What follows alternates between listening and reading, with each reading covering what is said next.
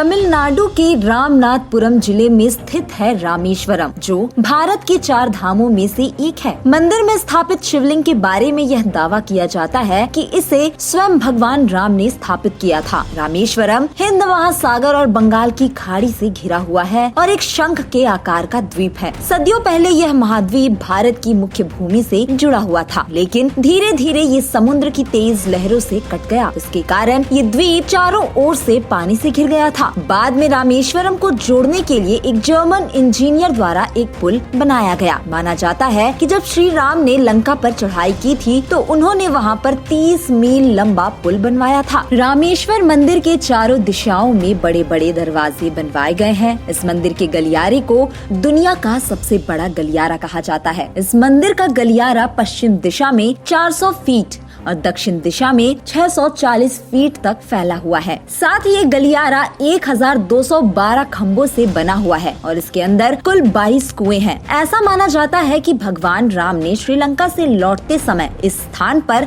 देवों के देव भगवान शिव की पूजा की थी। उन्हीं के नाम पर रामेश्वर मंदिर और रामेश्वर द्वीप का नाम रखा गया। हैरानी की बात तो यह है कि पूरे रामेश्वरम में खारा पानी उपलब्ध है, लेकिन इन कुओं में सदैव मीठा पानी मौजूद रहता है। मान्यता है कि इनमें डुबकी लगाने से सभी रोग और दरिद्रता दूर हो जाती है। दोस्तों, ये मंदिर देवों के देव महादेव के 12 ज्योतिर्लिंगों में से एक है। कहते हैं कि इसकी स्थापना श्री राम ने लंका से लौटते समय स्वयं की थी। उन्हीं के नाम पर ही रामेश्वरम मंदिर और रामेश्वरम द्वीप का नाम रखा गया है। इसी मंदिर के पास एक जगह ऐसी है जिसके बारे में ये कहा जाता है, यहाँ पर श्री राम और विभीषण की पहली मुलाकात हुई थी। आज इसी स्थान पर मंदिर भी बना हुआ है। रावण एक ब्राह्मण था और श्री राम ने उसका वध किया था, इसलिए ब्रह्म हत्या के पाप दोष से मुक्ति पाने के लिए अपने आराध्य भगवान शिव की पूजा करना चाहते थे। क्योंकि द्वीप पर कोई मंदिर नहीं था, इसलिए उन्होंने हनुमान जी को शिवलिंग लाने के लिए कैलाश पर्वत भेज दिया।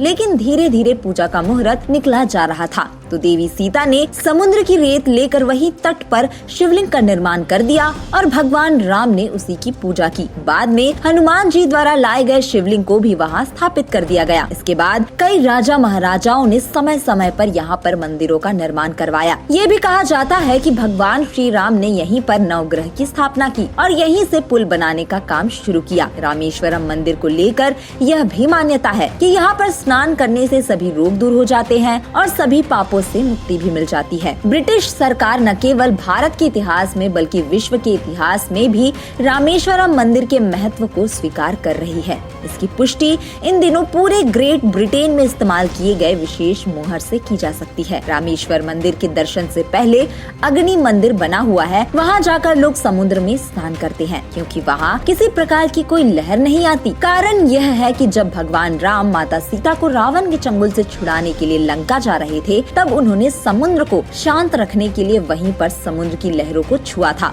तब से यहाँ पर समुद्र पूरी तरह से शांत रहता है। इस विषय में यह भी मान्यता है कि जब भगवान राम रावण का वध करने के बाद यहाँ आए थे तब उन्होंने यहाँ पर स्नान किया था। रामेश्वरम मंदिर में प्रवेश करने पर आपको 22 कुंड मिलेंगे जिनका जल अत्यंत पवित्र होता है। माना जाता है कि इन कुंडों में सभी तीर्थों का पानी मौजूद है। यहाँ मंदिर के कर्मचारी भक्तों के ऊपर पानी छिड़कते हैं जिसका कुछ चार्ज भी लिया जाता है। रामेश्वरम मंदिर सप्ताह के 7 दिन सुबह 5 बजे से लेकर दोपहर 1 बजे तक और फिर दोपहर 3 बजे से लेकर 9 बजे तक श्रद्धालुओं के लिए खुला रहता है। रामेश्वरम मंदिर में की जाने वाली हर पूजा का अलग नाम होता है। इसे अलग अलग समय पर किया जाता है। इस पूजा का विशेष महत्व माना जाता है, इसलिए मंदिर में आने वाले श्रद्धालु इसमें जरूर शामिल होते हैं। दोस्तों, अगर आपको मौका मिले तो आप कम से कम एक बार इस अद्भुत मंदिर के दर्शन जरूर करें। तमिलनाडु राज्य में स्थित तमिलनाडु के प्रमुख हिंदू मंदिर रामेश्वरम मंदिर तक कैसे पहुँचे इसकी बात करें तो यहाँ से आप किसी भी जरिए से आसानी से पहुँच सकते हैं, क्योंकि यह तमिलनाडु राज्य में स्थित एक प्रमुख हिंदू मंदिर है जहाँ भारत के अलग अलग क्षेत्रों से लोग आते हैं। तमिलनाडु के इस रामेश्वरम मंदिर के सबसे नजदीकी एयरपोर्ट की बात करें तो वह है